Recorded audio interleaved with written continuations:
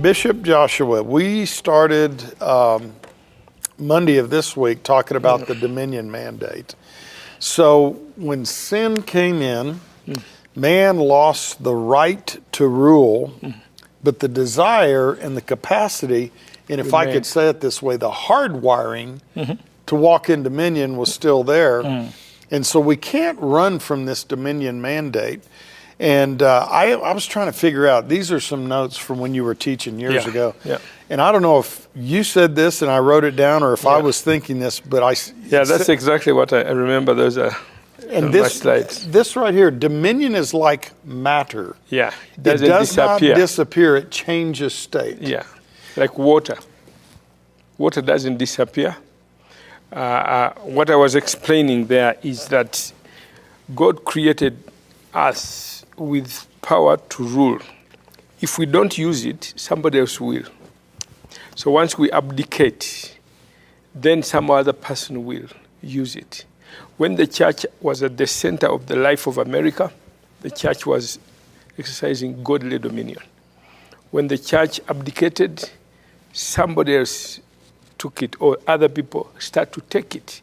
If you don't take influence in media, then you'll have fake news and all that. If you don't take in arts and entertainment, then Hollywood will be changed. Though started by Christians, it will end up in... So dominion is like water, matter, sorry. It doesn't disappear. It just changes form. You heat it, water, then it changes to ice, or it changes to vapor. Well, you said something here, and this was years ago. Yeah. But if the righteous do not take dominion, the wicked will. And when society surrenders, it's mob dominion rule begins. That's right. I want to ask you all listening today, are we there? We're seeing lawlessness in this land. But as Charles Finney said, that if our society, if immorality prevails in the land, the pulpit is to blame. Yeah. If our government is falling apart, the pulpit is to blame. Yes. And I say it this way, the most powerful media, if you will, in the nation is not the lame or the mainstream media, it's the pulpit, because God chose the foolishness of preaching to confound the wise. Yeah. And then he sends his word to heal us and to deliver us from destruction. So if you have preachers that are saying we have no business talking about politics or government or being involved, then that is a masterstroke of Satan. So the Bible says that the government shall be upon his shoulders. Yep.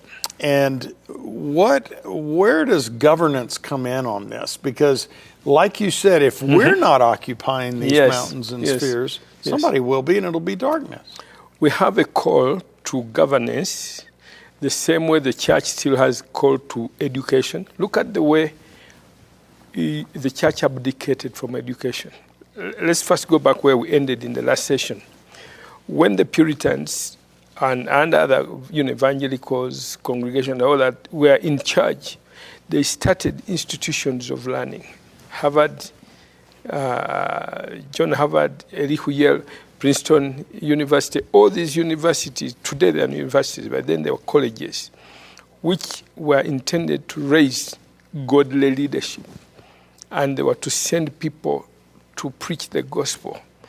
Now, the emphasis was always with God, emphasis is God, and then with God and all the other things. So God is the basis of everything that is taught, and then they now take education, then they take media, but first and foremost, they would teach people to fear God, to love God, like the shield of Harvard. What did it say, the original one?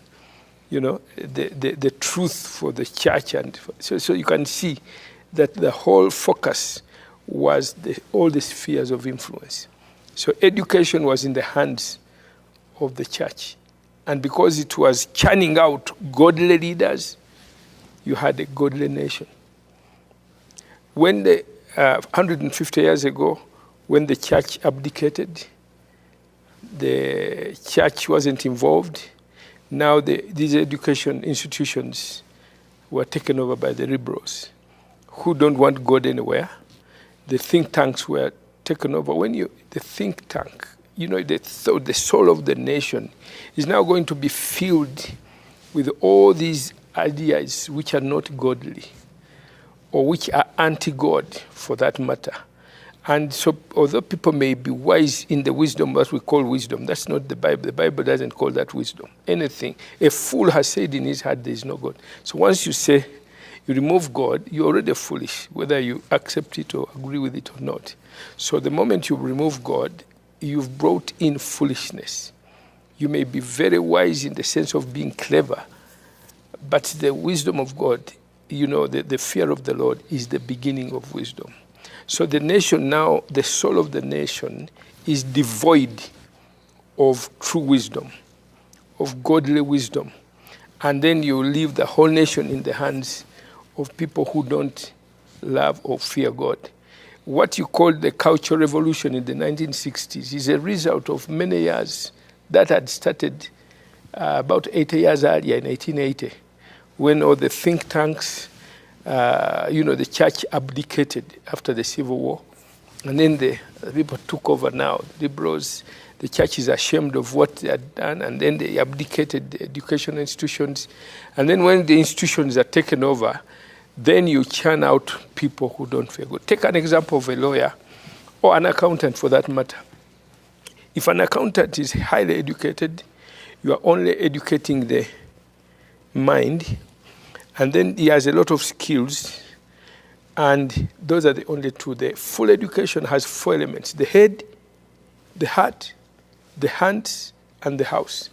Those 4 H's complete the cycle of education. The church offers that kind of education where the person is academically astute, they have skills, but also they have the heart. Head, heart, hands, that is skills. Then house has to do with community responsibility, corporate responsibility, your responsibility to love your neighbor as you love yourself. That is the 4th H. So that education can only be offered by the church. When you remove God, then all you have is the academic, which is the head, and then the skills, which is the hands, but there is no heart, and then there is no people loving. Your capitalism results into greed. The original capitalism was a capitalism which had community consideration. You always think about that when God has blessed me, I need to use my wealth to bless.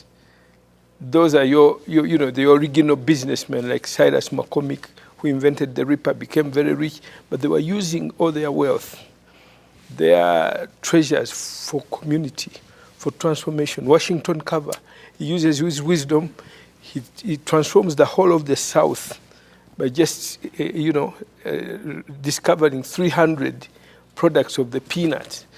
So that's the difference. You have the head, the heart, the hands, and the house. That's the complete education which only the church offers that. When the church abdicates, then where you have the heart and the house, so there is no character, and there is no loving my neighbor as myself. So then you remain with greed. So an accountant or auditor who has been greatly educated, you give him any position, he's going to use that skill to steal. He's so educated that when he steals, you can't even trace, he leaves no audit trail. So he's using... It's brilliance used in the wrong way. Cunningness. So even if you bring a sniffer dog, it cannot find where this money was taken. So I went with our church one time, the prison ministry. Yeah. Our penitentiaries are down in Canyon City. Yeah. And we went in there, and they were, we brought some instruments, and several of us went down there. So I was preaching, but then we had a worship team. And they were checking, you can't take this in and that in. And I asked him, I said, well, why not? And he started telling me, and that's when it hit me, some of the most brilliant minds are in the penitentiaries. They're locked up, but they didn't have the light of God. The heart. And the word says that their foolish hearts were darkened. Yeah. And then they become alienated from the life of God. But now, as a nation, our culture has become darkened. So one of the things we've seen, Joshua, like for instance, we're here in Colorado Springs, our murder rate has gone up. I just heard of some murders recently that were unusual, strangulations, just not too far from here, horrific execution-style murders. Our district attorney meeting with one of our staff pastors, Pastor Calvin, said, I've never seen it like this before. We're seeing it across the country, and this is why this message is so important, because we have taken God out of the public arena, whereas our founding fathers birthed the entire culture from the Word. And I remember, so I'm outspoken on these things, but it's just truth. The Democratic platform has been known as liberal for a lot of years, but when I was a little boy, they have recordings of very well-known Democrats that were totally against abortion. Then fast forward up to the last several years, they officially removed God from their platform. This was part of, this is on record. And so when they do that, it has gone down to another darker level. So basically your message of discipling nations is about bringing God back into the public square. Including every party. That's what, so it's not just one party. When the godly are in authority, they go in every party. So in other words, you have about 3-4 parties, but all of them have godly leaders. So you are... Well, and we just had a very well-known Democrat leave the Democratic Party, Tulsi Gabbard. She said, I'm out of this. And so what happens is the system is corrupt and it affects people. But we're to bring the gospel to every creature. So let's go back to what you were talking. So Mark dealt with the individual. Matthew deals with nations. The systems. The systems. The institutions. Which would be the 7 spheres. Of influence. Of influence. So what Jesus meant is go and change all of them, infiltrate all of them. Those are the 7 parables. When Jesus was giving the 7 parables, he had just preached to the masses. And the disciples took him aside and said, why did you say this? He said, these are the mysteries of the kingdom. For the first time, I'm going to show you how my kingdom is going to be. So he has talked about the sower, the parable of the sower, and they don't understand what is that. So in essence, he said, let me explain. I have come as a sower. Our kingdom was overthrown. The devil came in. But I've come to bring it back. Thy kingdom come, thy will be. So I've come back to bring in the new kingdom as a sower. Wow. What do I sow? The word. This kingdom I'm bringing is built on the truth. The devil rules on lies and ignorance. Mine is truth. Whenever you bring truth, you handle ignorance and you handle deceit or lies. So my kingdom, you are going to take the word. It is my word that I send to heal. My people are destroyed for lack of knowledge. So it's the truth, so I'm the sower. Then he explains another second principle about the leaven. That although we are going to start very small, this teaching will just like bread, the leaven. The leaven into the bread, and little goes a long way. So that's how my kingdom is going to be. We'll start with the word, and then he's comparing the hearts of men in the word, the sower. Remember, being and then doing? Yes. So being is that when this word will get into the hearts of men, it will change their hearts. And it's through that heart that they will now spread this teaching. And the sower is Jesus himself. The word are the seeds. The soils are the hearts of men. So that is key, so key. And it's the parable. These ones, he interprets personally. The sower, and then the second one. So he goes on 7 parables up to the end, meaning from now, this is how the whole thing is going to unfold. He brings out that leaven, how the teaching will, and then the mustard seed, that it starts like it's very small, my kingdom. but it's going to take over and be a blessing to the whole world. When America first espoused this kind of political freedom and liberty, look at how it is eating. And our nations had never known freedom, have never known liberty. Kings were tyrants. Kings would come and take your wife at will. The king would say, I'm coming in such and such a village. So everybody who had a beautiful wife, we knew we would not survive because the king would take. You told us those stories Yeah. in the class. Our class couldn't believe it. I mean, when the king comes, if he decides Yeah. he wants your wife, he's taking your You wife. thank him. You even You thank him. Oh, yeah. One time, sure. there was a man who had a very beautiful wife. And when he said that, and everybody knew, the king somebody must have told him. So the guy loved his wife. So, and he declared, anything I touch, whatever I touch first, is what I take. So is that the king? The king. The king said He's that. coming to the So village. whatever he touches first, he's got it. He got it. So everybody knew now the king comes in my family or my courtyard, whatever he touches first. So what this man did was to put his wife on top of the house, beautiful wife on top of the house, and then he put a ladder. Okay? So as soon as the king came in, and everybody knew what he was looking for. So he saw the wife up there. Up on the roof. And so he came and he started to climb the ladder. He said, oh, king, live forever. So you wanted the ladder. So that's how his wife survived. See, Westerners can't conceive of this. understand Where that. the word of a king is. Because there's you've power. lived in a culture that has embraced truth. The culture you enjoy was not like that all along. Your founding fathers came from a culture of oppression in Europe. So they said we need to go to a place where we can freely worship God and institutionalize what we believe. That's what the pilgrim, they lived 7 years in Holland, they could not, so they came here. They said we need a place like that, and others. And then they institutionalized these teachings and these truths. That's why to you, you think they're just your culture. They were not. It wasn't your culture. You were also as polygamous as others in Europe. Your grandfathers were polygamous. When Martin Luther started the Reformation, the first bishop to be married after many years. He started the table talks where he told students at the universities. And then for the first time, they have a bishop who is married. And he teaches about marriage. The whole of Europe understood marriage.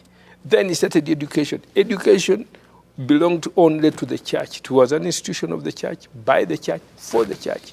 The farmers, the carpenters didn't go to school. It was only the rich, the nobles, who could pay for their few children to study because they were going to become nobles and leaders. The church educated the priests, and they could also, educate the nobles because they had the money to pay for it. The rest of the people didn't. Martin Luther, picking from 1 Peter 2:9, said, all of us are priests, all of us are kings. So he said, if all of us are priests, then we must study. So education starts, and Germany becomes the most educated nation in the world at that time. And that's why it became so great. The moment it cut its roots from God, that's how Hitler rose to power. And then he was using that powerful base to terrorize the world. That's what America will become. If America, with its greatness, does not stick to their God, you remove God from a great nation, then it lands into the hands of tyrants who will use the arsenal, the power to terrorize the whole world. You nailed it. I think that's probably the lowest common denominator. I forget his first name, Gramsci. He was a socialist imprisoned, I believe, from the Soviet Union. But he made the statement that you cannot overthrow a civilization until the roots of Christianity are cut. Yes. And what you talk, so the kingdom, basically, and I've said it this way, America, this is a fact, that if there was no Bible, there could be no America. Yes, of course. And the fact that It would have been there, but not the America you see today. not what we see right Yeah. here.